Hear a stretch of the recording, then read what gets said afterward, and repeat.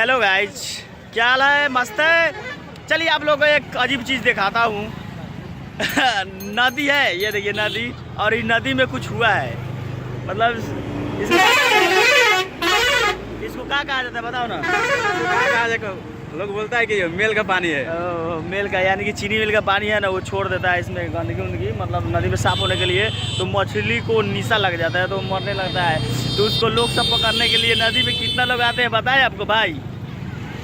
ये देखिए, oh my God, या जितना यहाँ पे है इतना चारों तरफ यहाँ पे पुल पर भी देखने वाले बहुत सारे लोग हैं। इधर देखिए, और हम लोग इंजॉय ले रहे हैं भाई। अब मछली बड़ा बड़ा रहेगा तब ना पकड़ने जाएंगे। छोटा छोटा मछली सब पकड़ रहे हैं। बड़ा बड़ा मछली आएगा तो उसमें मिला दिया जाएगा। चलिए ठीक है भाई, ये दिखाना चाहता था आप लोगों को, दिखा दिए। चैनल से जुड़े रहिए। Love you.